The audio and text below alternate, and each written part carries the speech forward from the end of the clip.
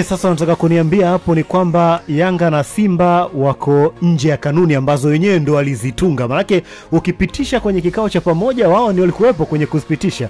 Kwa wao wako nje ya kile ambacho wamekipitisha ndani ya bodi.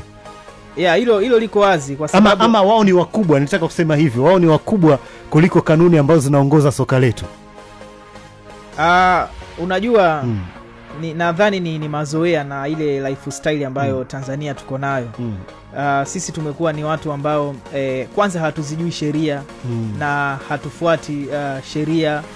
Tunafuata mazoea. Mazoea ni desturi bila shaka.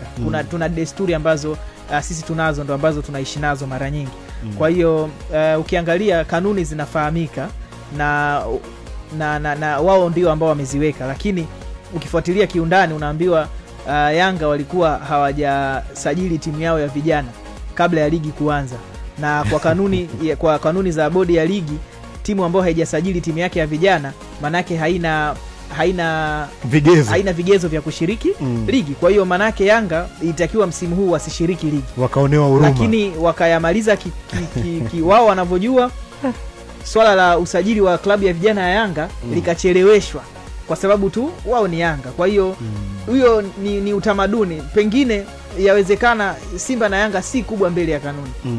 Ila kutokana na utamaduni uliopo na desturi zetu sisi wa Tanzania ndio kitu ambacho kimetufikisha hapa. Kwa hiyo kwangu mimi naamini kabisa kama wote watakubaliana kufuata kanuni, hamna mtu ambaye atakuwa mkubwa kwa kanuni.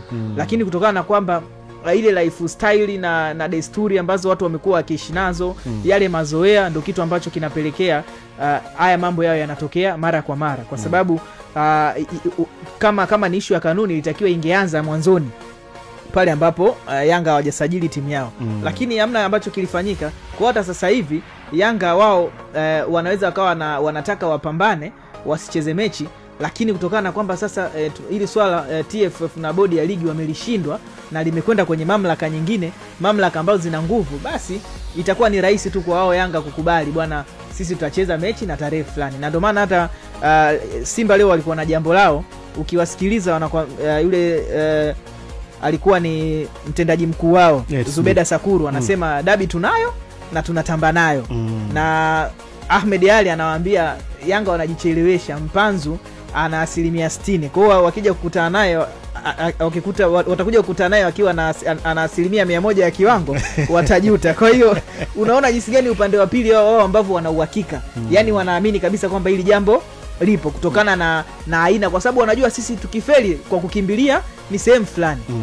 Tukiona huku tumeshindwana, tutakwenda sehemu fulani watatusaidia. Kwa hiyo ni lifestyle ndo na desturi zetu ndo ambacho kinatufanya, lakini hakuna klabu ambayo iko juu ya kanuni.